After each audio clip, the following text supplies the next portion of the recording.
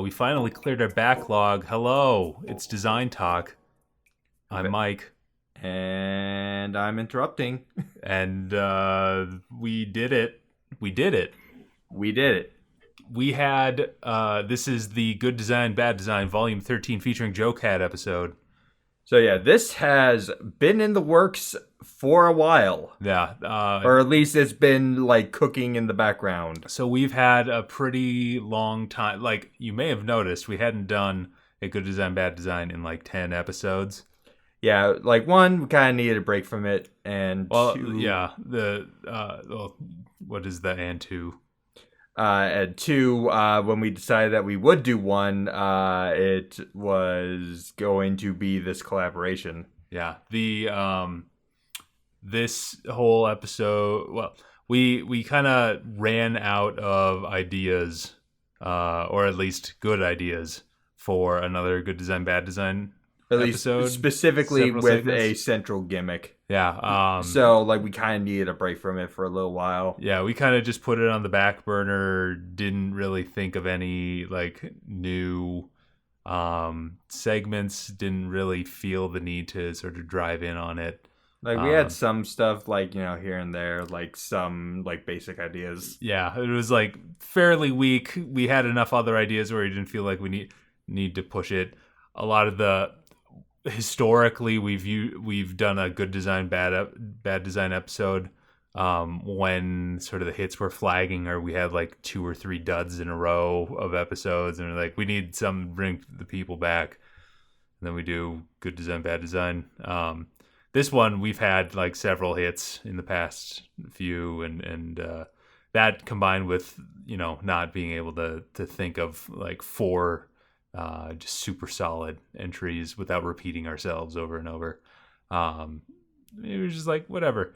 And then one fateful April 29th. It was April? I thought it was July. Jesus. Well, like it wasn't specifically for a Good Design, Bad Design, but we were contacted by Joe Cat for a possible collaboration. And at the time, I knew of Joe Cat, but I am not really into D&D. So I didn't know much, but you did. I, however, am way into Joe Cat's crap guide series. Not the 14 ones, because I don't get all the in jokes. Yeah, I'm into those now.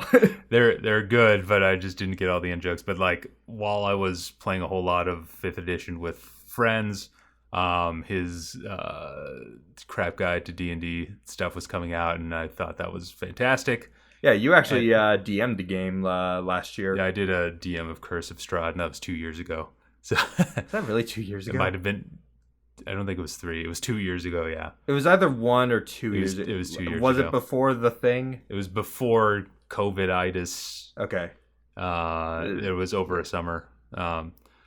That being said, what does that being said mean in this? I don't have any. It's like so back to Joe Cat contacting us.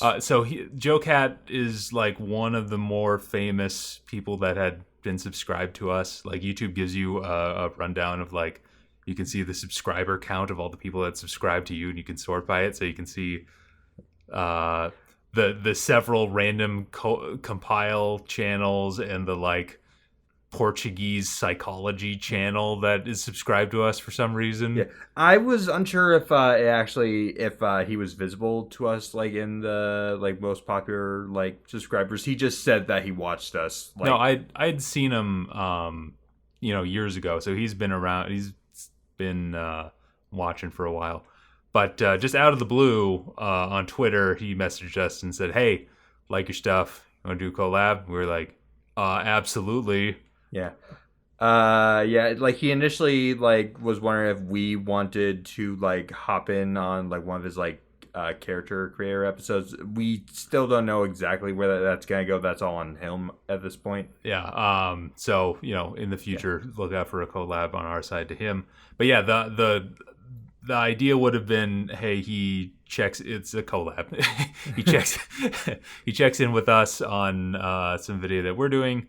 And we'd go do a video for him, and we're like, okay, great, what would work? And it was like, you know what? Good Design, Bad Design is already of a format where we can like have him do a couple and then, So yeah, chime in with our stuff and just go with that. So that seemed to be a natural fit. yeah, basically have him like write a segment, we'll like clean it up a little bit, and then like basically he does the narration and I do all the editing. Yeah.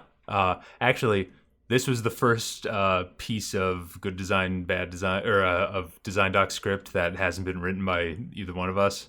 Yeah. And Joe Cat's writing was pretty good. I didn't actually have to edit it much at all. Yeah, so. no, just like minor language tweaks. Yeah, it was that. like pretty minor. Otherwise, stuff, so. like just he had full reign. Yeah, it's basically his voice coming through exactly, so that's good. Yeah, bouncing off some ideas.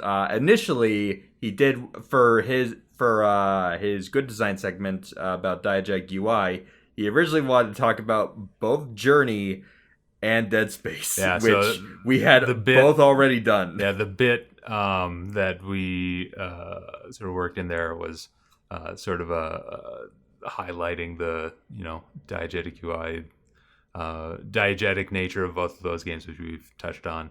But the rest, like Astroneer, was totally new. Yeah, I think I've heard of Astroneer, but I knew nothing about it. Yeah. So basically we were like, hey, we've got a couple going on. Let's figure out, how to do this. So it's not like what I was worried about during the entire thing is I didn't want to impose on him like a ton of extra work to do. Yeah. Since this was our first collab, we didn't really know how these things generally go, like what common practices there were. So we wanted to go in with as light a touch as possible, just to not overbear them, because like, obviously, it just these are just like quick little collaborations. We're not asking them to work on a full episode.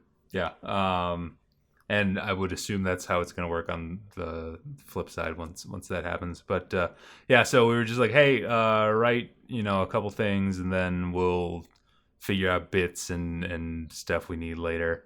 And every step of the way, I was like, do not do a bunch of work for this thing. Just I was worried that he was gonna be like, oh, I guess I got to do a bunch of stuff for this, and then it was gonna fall apart or something like that. So yeah, it's like early on, I knew that we were gonna need like some kind of like little like avatar to represent him. Yeah. It's like, thankfully, please uncover stuff you've already done. Do not do a new thing. Thankfully, I was able to put something together myself using a bunch of his work as reference. Yeah, he sent over a thing of his, and then you just kind of edited the eyes a couple times. And then I edited the eyes, and also like it was just a head icon, but like I gave it a little body, like in the style of his crap guide to Final Fantasy. I don't know if his other crap guides look like that, but it's like I had actually been watching his crap guide to Final Fantasy a whole lot, just because like I got into 14 like literally a month later, like after we started talking. Mm-hmm. So in fact, I'm actually like watching his like New Game Plus stream. But so we were like, okay, July, let's figure out something, and then like most things where unless you set a super firm deadline, everyone's gonna have better things to do at the time. So we had episodes going on. He had other stuff going on. So we were like, okay, let's aim for August. We're like, okay. Yeah. And then he had a couple scripts going on. I was like, okay, this is going on. And then a hurricane hit him. Yeah. He just got hit by a hurricane. Yeah, Hurricane Ida, actually. Is it Ida? Or Ida? I don't. Ida, probably. IDA. IDA. It's yeah. I think it was pronounced Ida. No, it's Ida. So Hurricane Ida hit him, and good old Hurricane Ida. So he was out of commission for a week of literally not having any power, plus another several weeks of having to get insurance involved and whatever, and get things in order again. Yeah. So we had by that time we had already finished the script and all of the editing for the Advance Wars segment and a Psychonaut segment that was originally going to be in the episode, but that got pushed over and changed into the sequel success stories episode. We needed to think of. We couldn't finish the collab because of the hurricane. So we were like, okay, new plan. We've already got this ad sold. We need to not have, a 7-week hiatus period between. So what do we do? Psychonauts 2 is cool. Let's just revamp that. What else can we do? And I was playing a lot of Mini Metro at the time. So it's like, just staple these two together. Yeah, that looks real good. What's the through line of this? I don't know. They're both sequels. So that's kind of why that whole through line was rather shaky. That's the genesis of that. Also, Cozy Games is in part like that was that was more of a scheduling. Before that, thing.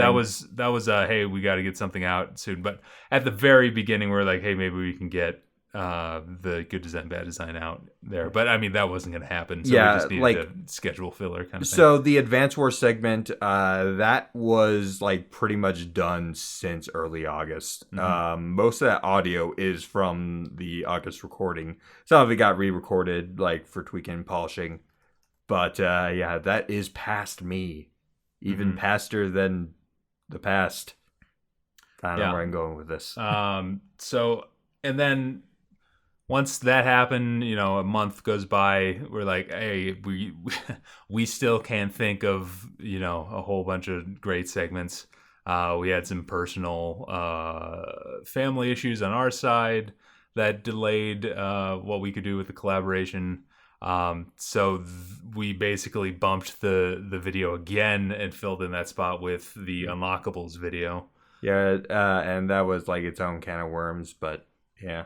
Yeah, so, and then finally, we've got this at this point, like 2 to 3 month old Advanced Wars segment, which we had to edit out one of the shots in there because in the meantime, the original like release trailer was like, hey, it's coming out on like December 3rd. And then it got delayed. So, but in the final edit, we still had that December 3rd, like available December 3rd thing on there. So, that was an interesting, like that didn't take any time to do, but that was a very interesting like result of just the amount of time we had to delay this thing. And then by the end of it, we're just sort of kicking ideas back and forth. We had the chicory idea for a while. I think we had that in August as well, but like we didn't have the central idea around it. We knew it was going to be a segment. Yeah, that line in there about, hey, chicory seems like total good design bait. That was because that's true. And to me, it seems like we got to talk about chicory. It's by the Celeste devs, and also Wonder Song as well. It's got, a look to it and like a distinct style and theme.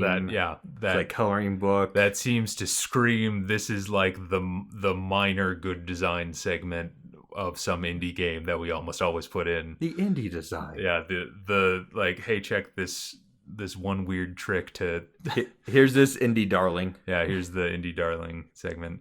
And we're like, well, I don't know what we actually talk about in here. And then I was like, let's check this menu. Oh my God, these menus are crazy. Look at this. Well, it's There's more so like cool like accessibility option. It's like weirdly chill in a way that relatable. Most menus aren't. Yeah. Why is this menu relatable? Like even the layout's not even that special, but it's like it's more of what it includes and what it considers. Yeah, all of the unique options on there. So that was relatively late involved in there. Yeah, it took a while to get to that point, but like once we had it, we had it. Yeah, the good design segments actually were easier to come up with than the bad design segments. The bad design, like I just didn't have a central idea for it for the longest time, and it's like we sort of stuck with the idea of like older like RPG. Yeah, so we wanted to we were trying to think just from starting from zero. We were like, hey, let's do some kind of like TV related bit again, a la Zero Contrast Theater or the game show thing, or we want something along those lines. And I came up with a thing I might actually revisit later. We might use this, so I don't know if we want to mention it. No, I'll just mention it. Who cares? The aerobics workout where segment. Like where we would just use like different UIs that had their like UI way too spread out or like awkwardly like spread out, intentionally drawing your eye, not even a bad design necessarily, but like just intentionally drawing your eye in specific locations of the screen.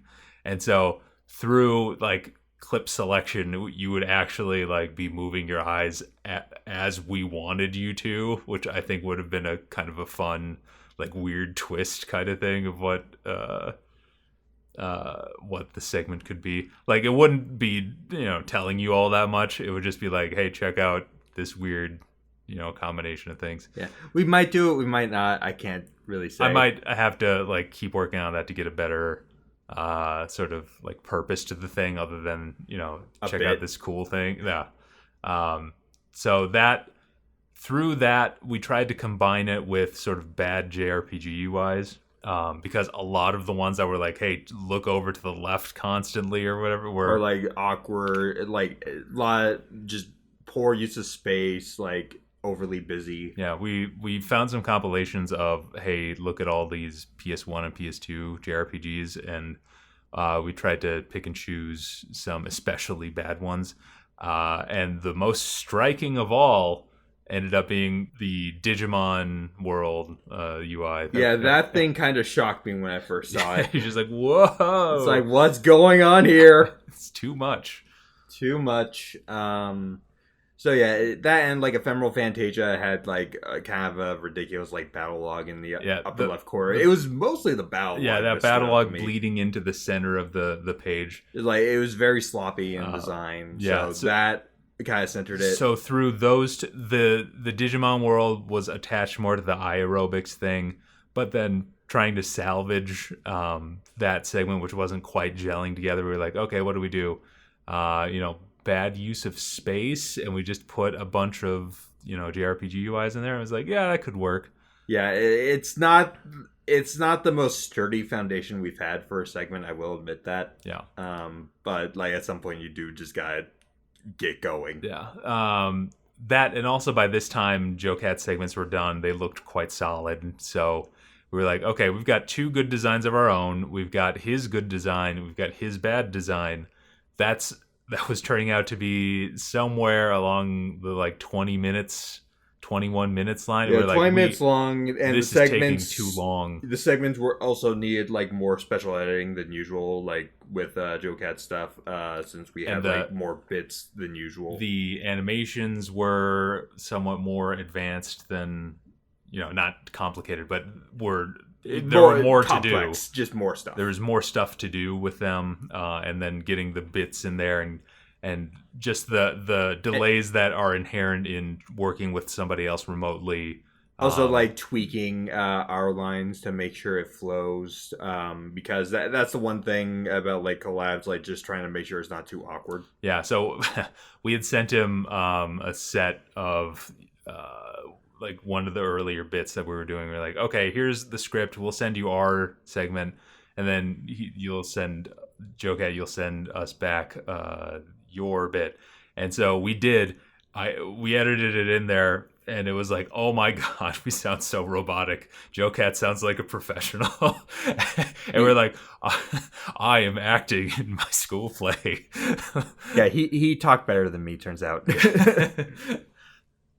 So we had to do. He card read good. We had to do some retakes along those lines, but that was like most of the work. We had to.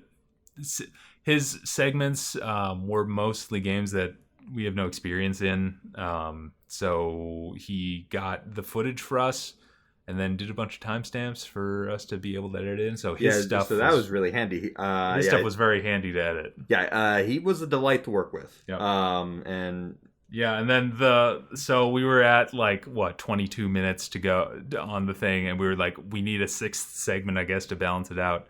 And so what's the fastest thing we could do? It's like and around the time like one of the more recent releases was Sonic Colors Ultimate, which had an embarrassingly bad piece of UI with the rival race image that literally looks like a virus ad. Yeah. Of like Metal Sonic being like, Rival Rush, do you accept? Yes, no. So it was like, that looks kind of virusy. The first interstitial that we figured out was the bad design interstitial. And I was like, what'd be funny if we did one of those like 1-800 number, check out this music CD like TV ads. Specifically The Ultimate Love Songs collection from Time Life. Yeah, that one, we directly based the design off of that. Yeah, so it was like, you know what? It's a bad design. It's got weird, dumb, flashy things you could put in there. And so it was like, okay, we do that. The ad that we're basing it on has this big URL on there. So you're kind of like, what would happen if that was just a link to click? It's like, well, that would clearly be a virus, wouldn't it? And then from there, so we're like, okay, what do we do for like a virus-themed bad design? Basically, we just took our approach to the bad design interstitial cards and just made that the segment. The entire segment just for something different. Because that way it would be 30 seconds long. It would show off some bad design. And we wouldn't have to talk about that much specific. There's no lesson to be learned here because we don't have a lesson at the moment. The lesson is don't click on stuff that shows Progress Quest happening in the background. Oh, yeah, that was your idea entirely with Progress Quest. I was trying to think of what game has the most sort of progress bars looking thing for the virus click. And it was like, you know what? We're never going to show Progress Quest in any other episode ever. So there's your one shot, Progress Quest. Yeah.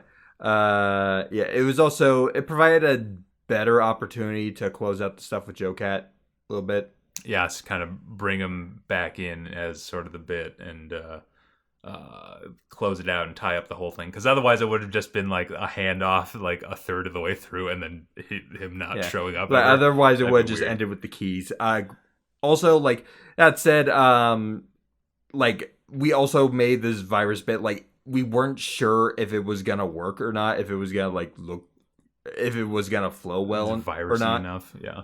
So, if it didn't come together, we would just ended it after, Advance Wars. We would just ended it there. If we were editing... So, the reason it came out on Saturday was us editing the virus segment. If we were to cut it entirely, it probably could have come out on Thursday. Yeah, we needed it to breathe a bit more. This episode took longer than expected, just because of the sheer ambition of it. Yeah, this is hands down the most ambitious episode we've done. The document that I'm looking at with the notes is 70 pages long. It is 70. Yeah.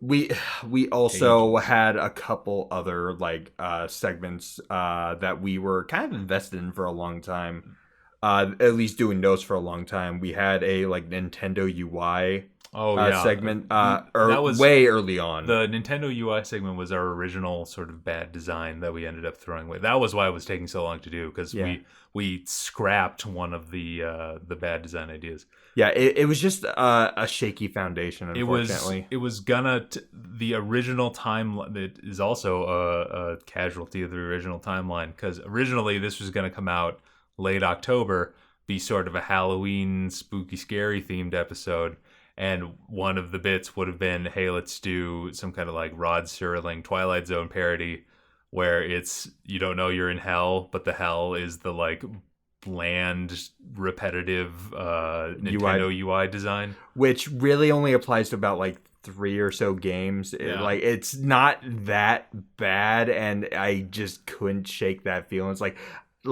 yeah, so it's I don't like how Nintendo is overly minimalistic with all its UI lately, but it's not really that bad. So the high concept was pretty strong. It's just the content we could have put in it wouldn't have lasted the entire segment and would have kind of undercut our entire point by it not being, if we only had 2 games or 3 games that did the thing, it's barely a trend. Yeah. As opposed to if we had 6 or 7 that we could have shown off. Yeah. Also, part of the problem was that another game that was gonna be kind of the basis was the new Mario Party that was coming out. Yeah. But honestly, as I was looking more and more into that, that UI had more going on than I had initially gave it credit for. So by that point, it's there is a point here, but it's not the strongest point to make for a whole segment. Yeah, so that got cut. It would have been 2 straight bad designs of that and the JRPG UIs, where it was just these compilations on a theme, and it was maybe that's kind of unbalanced too. Yeah, so I mean, it ended up being compilations for the bad designs anyway. For the one that we did, well, Joe Cats, but. That's true. I guess they're all kind of compilations because the virus one is also... at this point, it is more difficult to do bad design segments because we also want to have a message with these. Yep. And we can't just say this looks bad because it looks bad. We want to try to avoid that. Yeah, which we mostly do. We would be doing it more if we didn't cut things. Yeah.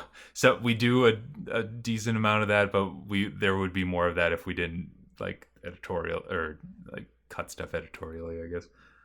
Yeah, and also like the notes segment on the Nintendo UI thing was just a mess because I had so many screenshots on it and it just bloated out the document. Yeah, there's a huge amount of screenshots. I'm scrolling through the screenshots. We need to get a little better about organizing some of those notes, but I mean, it's just a casualty of how long this episode took to do. Yeah, like UI skit idea, selected segment notes, advanced orders, board groove, chicories in here.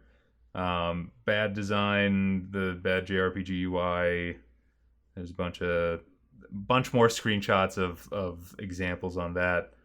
We're gonna maybe talk about Magic Pangol's font being a little weird, but that was kind of a weak. Like that kind of felt like we were punching down a little bit.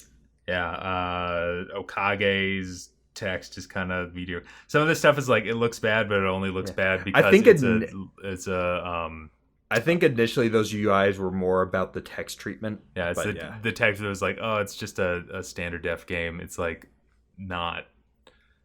it's not so bad that we have to highlight it. Yeah, it's like it.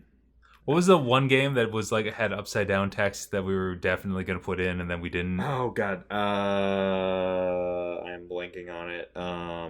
Oh, there it is. Natural Doctrine. Yep, Natural Doctrine just puts text upside down in random angles. That'll probably be a segment. Like we didn't talk about it here, but that'll probably be a segment. We might keep that around. And then Empty Space is what we landed on. And then just crap. What? the for that virus segment, we just were like, hey, list a bunch of games that look like viruses. It was like Sonic Colors Ultimate UI Assets, Crazy Bus, mobile games maybe, the congratulations screens on the N64 Smash Brothers.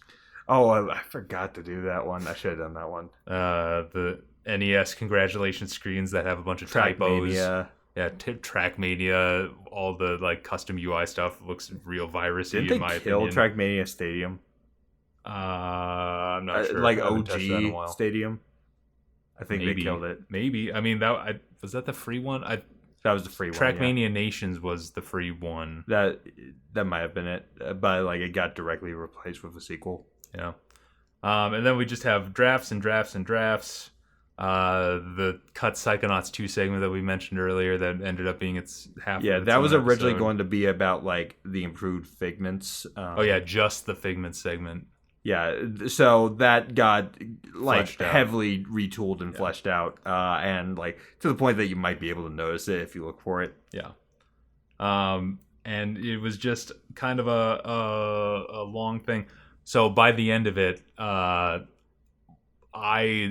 was looking for something to like sort of contribute more towards, and so I got After Effects rolling and started messing around with displacement maps and fractal noise and you started messing around with that like to teach yourself the tool and save me some time while I'm like editing the rest of the episode because there was a lot to like comb over and tweak and polish. So a lot of the sort of virusy degrading effects on the last segment are me messing around with stuff, because it turns out you don't have to be extremely good at After Effects to make it look effed up, virusy, and corrupted in some way. Yeah, no, like the fact that we were just able to throw stuff out while made this the perfect opportunity for you to start like messing with the program. Yep. So I'll probably keep doing more of that as I'm able. So, animation assets. You talked about the ones that you added with the Joe Cat icons and stuff. Yeah, I did want to throw in some like FF14 stuff in here, but it is kind of difficult for me to talk about it as we've probably discussed already before. Mm-hmm. But this did provide the perfect opportunity to go into FF14 and just create the worst custom HUD ever. my God, making that hurt. I literally got nauseous when I was making that, and I felt ill for like 3 hours. That's kind of funny. That was also like the day. Was that the day you got your shot again? The booster shot? No, Was that no, after? Oh, that was afterwards. no. We missed it, I believe. Oh, yeah. Okay. Yeah, and then we just had a gigantic episode to come through, and it just took a long time after that. So we also like the good design transition. That one was pretty much all me. Like I had that was very late in the game too. That was I had a sudden idea. It was about a week before, but was like it a week before? 'Cause I thought it was rough. It was a week or like at least 4 days. Before. I thought you started working on it like a couple days beforehand. Like while I think it was like 4 days beforehand. Like during the virus segment, like rush. I think it was a little bit before that, but yeah. But yeah, like I just had a like sudden inspiration. I'm like, what about a coffee shop? And I kind of just went from there. Pretty happy with that one. Yeah, that looks fine.